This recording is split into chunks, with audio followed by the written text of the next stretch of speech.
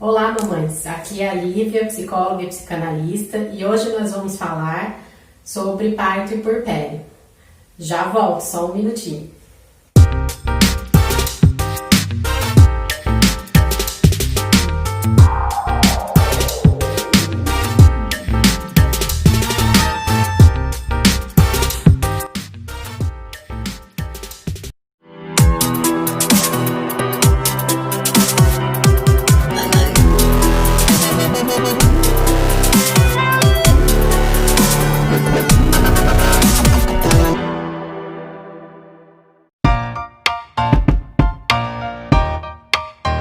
Olá, mamães! Então agora vamos conversar um pouco sobre o parto. Eu vou começar contando um pouco sobre a história do parto. Até o século XVII, mais ou menos, desde a era medieval, os partos eram feitos em casas. Todos eram partos normais e era um ambiente prioritariamente para as mulheres. Os homens não entravam no quarto de parto. Os pais só viam os bebês depois do nascimento. A partir do século XVII, os homens começaram a entrar na cena de parto, principalmente a figura do médico, porque eles pensavam que a intervenção deles no parto podia ajudar. Mas o que aconteceu? Na verdade, os médicos começaram a colocar as mulheres deitadas, o que dificultava o parto, porque pela questão da própria lei da gravidade. Então, a mulher foi perdendo a sua autoridade no parto, né? Hoje, se você conversar com uma gestante, perguntar para ela quem vai fazer o parto dela, ela vai falar, o doutor fulano ou a doutora ciclano. Não é ela que vai fazer o parto dela. Isso foi uma coisa que foi perdida. Antigamente, as mulheres tinham parto normal, elas que faziam o parto, elas tinham ajuda de uma parteira. Lá pelo século XVII, um pouco depois, aí entrou a figura do médico, mas quem fazia os partos eram as mulheres, eram protagonistas dessa cena. Hoje, não necessariamente são mais. Hoje você tem muito mais uma intervenção médica, você tem toda uma equipe que vai cuidar desse parto e muitas vezes a mulher nem sabe o que ela vai fazer. Ela está deixando tudo na mão dos profissionais, né? Ela não tem a mínima noção de como que ela vai conduzir esse parto. Isso, na verdade, é uma pena, porque a gente perdeu um espaço que é nosso, a gente deixa de viver uma experiência que é muito importante para nós, né? Porque é o nosso parto, é a nossa vivência, é a primeira vez que a gente vai ter contato com aquele filho, e por mais que a gente pense num segundo ou num terceiro parto, nunca vai ser igual, e você nunca vai receber o mesmo bebê. As discussões atuais trazem muito a questão do nascimento da criança.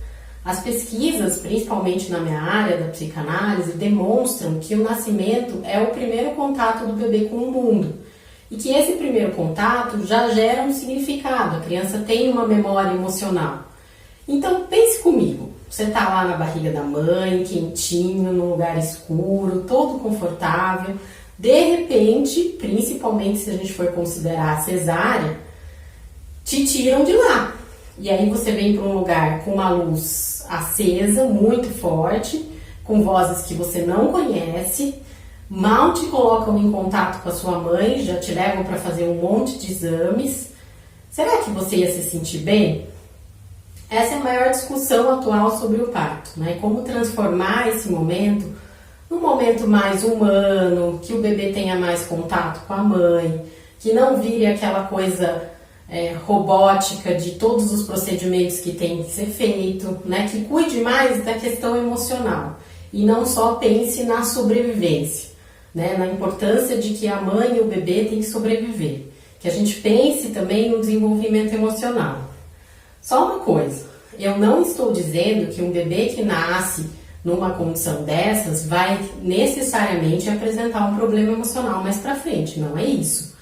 Se a mãe criar um vínculo bom com esse bebê e conseguir maternar bem esse bebê, não vai apresentar problemas. Mas é a primeira contato que esse bebê tem com a mãe e tem com o mundo.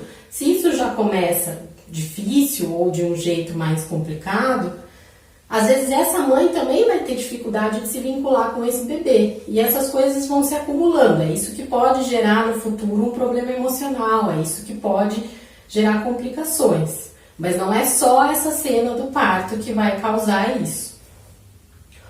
Outra coisa que também é muito discutida, né, nesse assunto do parto, né, que é um termo que está sendo muito usado, que é a violência obstétrica. O que significa violência obstétrica? É quando no momento do parto a mulher sente que ela ou foi maltratada, algumas são realmente maltratadas, né, com agressões, etc. Ou quando existem piadas de mau gosto que acabam deixando a mulher sem graça, né? Do tipo assim, ela tá gritando por causa da dor e o médico fala assim: ah, mas quando você fez, você gostou. Ah, mas até agora você não estava reclamando, né? Então esse tipo de tratamento, ele pode ser considerado uma violência, né? Porque a pessoa pode se sentir incomodada com o jeito que ela está sendo tratada e muitas vezes, e pensando até no pós-parto, isso pode gerar até um problema emocional, ela pode adoecer por causa desse jeito que ela foi tratada no parto. Então esse é um assunto muito importante dentro dessa questão do parto, né? Como que a mulher vai ser tratada. E em relação a isso, o que eu faço com as pessoas que eu recebo no consultório, com as gestantes, né? Que vão ainda para ter um nenê? Eu costumo oferecer um plano de parto, para que elas pensem como elas querem o parto delas. Claro que isso não vai evitar que essas coisas aconteçam, mas eu acho que a partir do momento que a mulher tem informações e que ela pensa como ela quer ganhar esse nenê, ela já começa a ter um pouco mais de capacidade de poder questionar os outros profissionais, de poder exigir coisas. E assim, eu vou ter que ser sincera. Na verdade, essa questão do parto, todos esses procedimentos que eu trouxe, estão se tornando praticamente uma indústria, né? Tudo é feito muito automaticamente, roboticamente, é sempre a mesma coisa, porque é mais fácil, é muito mais fácil eu deixar uma coisa preparada e organizada do que eu ter que lidar com aquilo que está acontecendo no momento. Então, quem que pode mudar isso? Somos nós mães, que exigindo que a gente seja tratada de um jeito diferente, vai exigir que os profissionais tenham uma postura diferente. Né, que eles entendam que esse momento é o único e que é muito importante para a gente. E mais uma questão que eu queria deixar para vocês pensarem. É uma curiosidade, na verdade, que eu descobri esses dias. Se você pegar qualquer outro mamífero e interferir no processo de parto dele, que seja uma anestesia, que é uma coisa simples, qualquer interferência que você fizer, ele vai abandonar o filhote. Ele não vai cuidar mais daquele filhote. Concordo com você, a gente não é um animal, nós somos seres humanos, a gente tem a questão cultural, a gente tem um pensamento, então a gente não vai abandonar o bebê. Mas se tem essa repercussão no animal, será que a gente não pode pensar que tem uma repercussão em nós também? Né? E até na própria questão de que a gente perdeu aquele momento, que aquele momento poderia ser muito mais agradável e mais significativo do que ele realmente foi. E aí eu sei que vão ter umas mães que vão chegar e falar assim: ah, mas eu não quero ter parto normal porque dói muito. Realmente, a gente não vai enganar vocês, com certeza, a dor é intensa. Mas, se vocês pensarem comigo, quando que vocês enfrentaram uma situação difícil, sem sentir um pouco de incômodo, sem sentir um pouco de dor, sem ter algum sacrifício que precisou ser feito, né? Toda vez que a gente precisa de elaborar um desafio, ou tem uma situação que a gente precisa resolver, muitas vezes aquilo é difícil, aquilo dói às vezes, né? E o processo de parto também é assim. Eu tenho uma autora que eu gosto muito dela, uma colega minha, na verdade. Ela escreveu um livro sobre maternidade e principalmente nessa questão do parto, ela fala que o momento do parto é como se a mulher se transformasse num vulcão, né? Então tem uma coisa que sai de dentro e acaba entrando em erupção. E no caso da mulher, são vários pedaços da própria alma dela, que depois do parto ela vai ter que aos poucos ir juntando e recuperando quem ela é. Só que é um momento transformador, é um momento que vai fazer essa mulher surgir como uma nova mulher. E se ela não passar por isso, muitas vezes ela vai ficar confusa, ela vai se perder nesse processo, ela não vai ter essa capacidade ou essa oportunidade de curtir esse momento e de realmente evoluir nele, né? Fica uma coisa sem sentido muitas vezes. Então, como eu trouxe para vocês a autora que falou sobre a questão do parto, ela se chama Laura Gutman. O livro que eu citei é o Maternidade. É um livro muito interessante para gestante, para mãe que vai ter nenê ou que vai ter nenê, alguma coisa assim, porque ele traz exatamente as questões da maternidade. Ela tem alguns conceitos um pouco mais complexos, mas eu acho que ela explica de uma maneira muito acessível, inclusive para o leigo. E eu gostei tanto do livro que eu não consigo passar do 3º capítulo, porque sempre que eu leio os 3 eu volto para entender mais alguma coisa. Então é um livro muito bom para quem está passando por esse processo. E uma coisa que eu queria conversar com vocês também agora, que não é necessariamente relacionada com o parto, mas que eu acho importante a gente trazer aqui, eu vou contar uma história para vocês aqui, para vocês entenderem um pouco essa questão da relação entre a mãe com o bebê ou a mãe com a família, né? Para entender um pouco o que eu quero dizer com isso. Então vamos lá. Desde criança, a Marcela escuta a mesma frase: homem não presta e são todos iguais. A mãe sempre repete isso por causa que ela não aguenta mais as traições do pai. Cada vez que ela descobre uma nova, ela repetia essa frase. Mas, ao mesmo tempo, ela também não tinha coragem de sustentar um divórcio com esse homem. A Marcela foi crescendo assim, começou a namorar, mas até por ouvir sempre essa frase de que os homens não prestavam, ela acabava não investindo muito nos relacionamentos. Ela acabava sempre brigando com os namorados, porque era uma maneira dela não se entregar de vez, e a coisa foi andando por aí. Até que, mais ou menos na idade adulta, ela começa a namorar o Rafael. E eles começam a namorar na mesma dinâmica, ela brigando com ele, com medo de se entregar e tudo mais. Mas um belo dia, ela esquece de tomar a pílula 2 dias, eles vão lá dar uma saidinha e de repente ela aparece grávida. E aí vem o desespero, porque eu engravidei de um cara que eu não sei se eu quero ficar, se eu não quero ficar, como é que vai ser isso. Os primeiros meses, aquele enjoo insuportável, que ela não podia nem ver ele na frente, porque ele é o motivo do enjoo dela. E a coisa foi indo. A gravidez foi andando, né? As dificuldades que uma gravidez carrega, a barriga e tudo mais. Aí o bebê nasceu. Quando o bebê nasceu, ela realmente decide ficar com esse homem, né? Então, eles se casam, acabam definindo essa relação deles.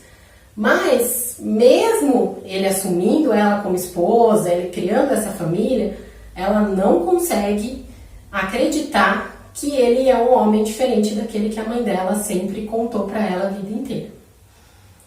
Por que eu trouxe um pouquinho essa história para vocês? Porque é muito comum a gente carregar essas histórias familiares conosco, essas crenças. E muitas vezes a gente nem percebe isso. E muitas vezes isso acaba atrapalhando a nossa convivência familiar, o nosso desempenho no trabalho, em outros ambientes que a gente convive. E o trabalho psicanalítico tem o objetivo principal de poder lidar com essas crenças, de não ter que carregar elas até o final da nossa vida, da gente poder questionar, da gente poder ver se realmente isso que a gente carregou, no caso da Marcela, os homens não prestam, é verdade, ou se foi uma maneira da nossa mãe ou da nossa avó lidar com uma situação difícil e que a gente pegou isso por osmose e nunca soube lidar. Quando você perceber que você está envolvida nessas crenças, que você não consegue lidar com elas, não hesite em procurar um profissional. Ele vai te ajudar a pensar, a elaborar, ele vai te ajudar a vencer essas crenças, a construir uma identidade sua e não carregada da sua família. Enfim, eu sei que o assunto está muito interessante, mas a gente volta já já com um assunto mais interessante ainda, que é o puerpério. Até mais!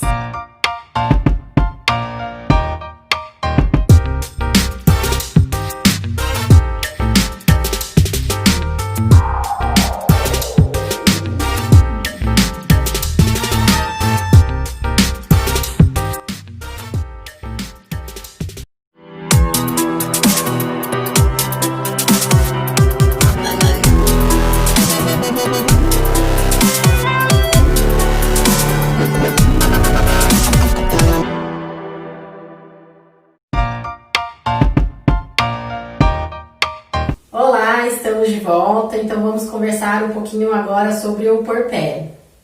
O que é o puerpério? O puerpério é o período de adaptação da mãe depois que ela tem o bebê, né, e que ela sai do hospital, vai com esse bebê para casa. Então todo esse período, a partir do momento que o bebê nasce, a gente chama de puerpério.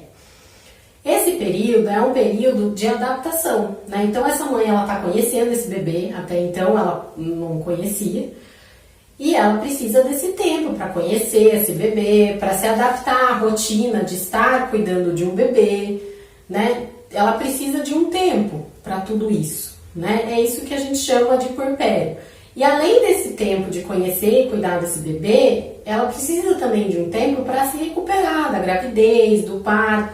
É o momento que o corpo vai estar se recuperando, vai estar se reconstituindo de tudo que ela passou, né? Então esse é o momento que a gente vai conversar agora. A gente costuma dizer que nesse momento do puerpério, a mulher tem que lidar com 6 lutos que ela tem que fazer nesse período. O primeiro deles a gente chama bebê imaginário, bebê real. O que é isso? Durante toda a gravidez, a mulher imaginou um tipo de bebê que ela ia ter. Ah, meu filho não vai chorar à noite, vai dormir a noite inteira, vai mamar bastante, eu não vou ter dificuldade de dar mamar para ele. E ela vai criando aquele bebê ideal. Quando o bebê nasce, aí não tem muito jeito, ela vai ter que lidar com aquele bebê que ela estava na hora, que na maioria das vezes não é esse bebê que ela imaginou.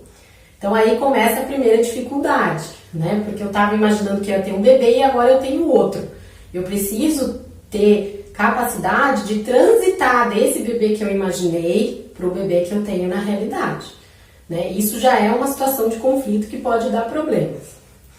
Segunda situação, que também é outro luto, a questão da maternidade com a questão da relação conjugal. O que acontece? Depois da gravidez, depois que nasce o bebê, a mulher está muito envolvida com a maternidade. E muitas vezes ela não consegue fazer essa ponte para voltar a ser esposa, ela fica só sendo mãe.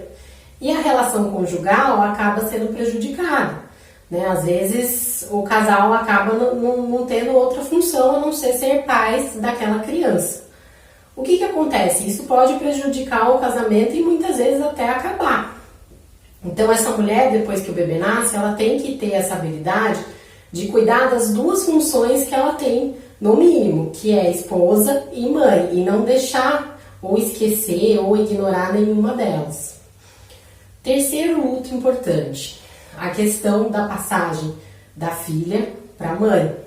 Até aquele momento, vamos colocar até a gravidez, mas o parto deixa isso mais enfático, essa mulher era só filha. Agora ela passa a ser mãe. Dependendo da relação que ela tinha com a mãe dela, como ela foi criando essa relação, como era essa relação, se era uma relação conflituosa, que elas brigavam muito, que ela achava que a mãe não entendia e que tinha muita confusão no meio, a hora que ela vira mãe, ela pode também ter dúvidas, ela pode ter medos, ela pode estar muito confusa, porque ela não consegue lidar com essa passagem dela ter virado mãe. E mais, às vezes a responsabilidade da maternidade é tão grande que essa mulher entra em desespero.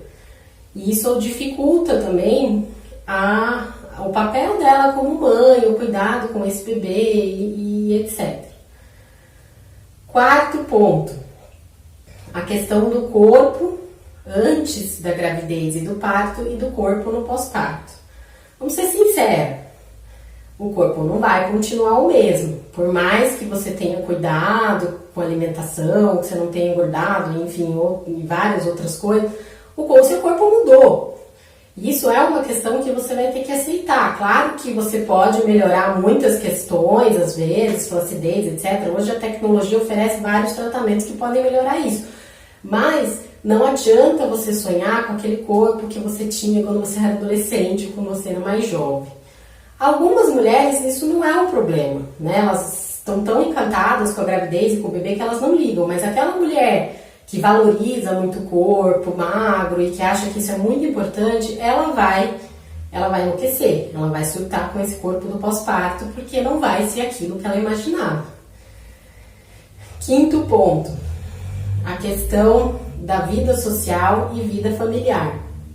Às vezes, quando é só o casal, eles têm o costume de ir em barzinho, de ir em balada, de fazer, né, festas e etc. Quando chega o bebê, não dá mais, né? Não dá para você ficar levando o bebê em barzinho, em baladas, por mais que, né, depois de uma certa idade a gente consiga, mas vão ter uns meses aí em que esse casal vai ter que ficar mais em casa.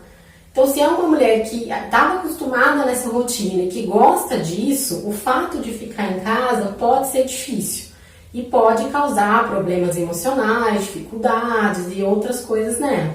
Então, essa é a quinta questão que ela tem que elaborar.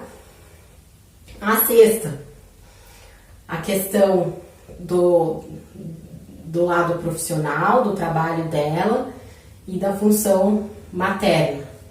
Depois que a mulher engravida e tem bebê, ela começa a enfrentar várias questões no trabalho, né? Inclusive, para o trabalho, ela não é uma pessoa que interessa muito, porque ela vai precisar se ausentar uns meses, ela não tem mais o ritmo de trabalho que ela tinha antes de engravidar e de ter um bebê, e outras questões. E principalmente pensando na licença maternidade, né, que a gente considera aí 4 meses, às vezes emenda com férias, né, no máximo uns 6 meses, vamos pensar. Se é uma mulher que era muito ativa, que trabalhava muito, quando ela se vê em contato com esse tempo em casa, sem ter uma atividade profissional, né, sem ter algum sentido, às vezes que para ela era muito importante, ela também vai se incomodar. Às vezes ela surta, ela não dá conta de estar em casa cuidando do bebê, né? Para ela isso é uma confusão muito grande, ela não consegue se adaptar num período muito rápido. Bom, então como a gente já conversou com todos os problemas que a mulher vai enfrentar nesse momento, agora eu vou falar o resultado disso, né? O que pode acontecer com ela se ela não conseguir elaborar nenhum desses 6 lutos. Primeira questão, o que a gente chama de disforia puerperal ou, na linguagem coloquial, baby blues. Esse momento, a disforia puerperal ou baby blues, ele é considerado normal. Ele tem os mesmos sintomas, por exemplo, da depressão pós-parto, né, que seria um desânimo, né, não tem muita vontade de cuidar do bebê, de cuidar da casa, de fazer as coisas. Ela fica meio, ao mesmo tempo, tem horas que ela tá tranquila, tem horas que ela tá chorando, tem horas que ela tá surtando, é uma loucura. Mas até 1 mês, 2 meses depois do parto, isso é considerado normal. Porque o que acontece? Além de todas essas mudanças que eu já citei, a mulher também tem uma diferença hormonal muito grande no pós-parto. Então isso vai influenciar o lado emocional dela, o jeito que ela lida com as coisas, não tem como a gente separar. Então, até uns 2 meses depois do parto, a gente considera isso como uma coisa normal. Ela está nesse período de adaptação, tentando lidar com isso, e ela tem dificuldade, com certeza. Mas vamos supor que passou aí 3 meses e a mulher continua apresentando esses sintomas de uma maneira muito forte, assim, né? Estão presentes quase todos os dias. Aí a gente já começa a se preocupar. A gente já começa a pensar na depressão pós-parto. E aí é interessante que esse pai, ou essa avó, ou quem esteja em volta dessa mulher, procure uma ajuda profissional. Porque não é mais uma questão de que, do momento, né, toda mulher passa por isso. Não, aí ela já está apresentando uma dificuldade mais séria e uma coisa que precisa de uma ajuda profissional.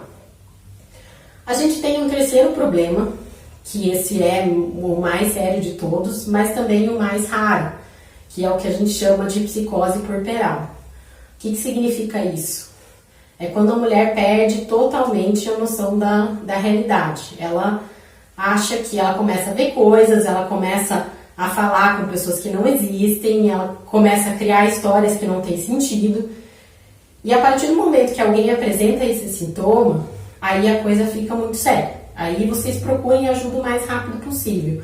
Inclusive, nesses casos, também é raro, mas pode acontecer, a mãe às vezes pode até cometer suicídio ou matar o próprio filho. Então, esses casos são casos graves e precisam de uma intervenção o mais rápido possível.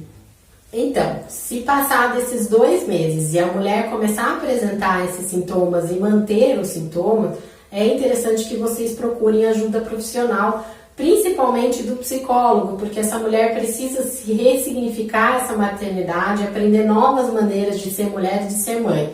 Só com o tratamento médico, que é o que muitas pessoas procuram de início, ela não vai mudar essa maneira de se enxergar, de enxergar a relação dela com o bebê, e isso vai continuar sendo um problema. Inclusive, eu queria retomar o livro que eu já falei no primeiro tempo sobre maternidade, da Laura Gutman, que ela traz um conceito muito interessante sobre a relação da mãe e do bebê. Ela fala que o bebê ele vai apresentar a sombra da mãe. O que é a sombra da mãe? São coisas que ela, memórias, emoções que ela tem guardado dentro dela, mas ela não tem consciência disso. E o bebê, por ser um corpo mais espontâneo, mais livre para receber essas emoções e essa carga afetiva, ele demonstra isso de uma maneira muito nítida, né? Tanto que a gente fala que quando um bebê está chorando, né, está muito estressado, não para de chorar, você tem que olhar para a mãe. O que está acontecendo com essa mãe? O que ela está pensando? O que está passando na cabeça dela? Porque com certeza essa criança está mostrando uma questão da mãe. Eu sei que é difícil, né? Ela fala também no livro, é muito difícil você entrar em contato com essas coisas, é muito difícil você conseguir elaborar, porque muitas vezes são coisas que a gente guardou na vida inteira, como se a gente estivesse fazendo uma viagem com uma mochila que durou nossa vida inteira e agora a gente tem que abrir essa mochila e lidar com tudo isso. Não é fácil, mas é uma oportunidade que você tem de se reinventar, de lidar com essas questões e de surgir como uma mulher nova, uma mulher transformada e tudo que a maternidade pode oferecer. Então, mamães, estamos hoje finalizando. Quero agradecer as mensagens, quero agradecer as perguntas, quero agradecer a audiência dos vídeos e vou convidar vocês a semana que vem. Eu vou estar com uma convidada aqui no programa, a doula Mônica Balsano, e nós vamos conversar sobre a história da maternidade e da família. Então, por favor, curtem o vídeo, compartilhem, comentem, por favor, tragam mais dúvidas, eu gosto muito de conversar, por favor, participe. E encontro vocês na semana que vem, no mesmo dia, no mesmo horário. Até lá!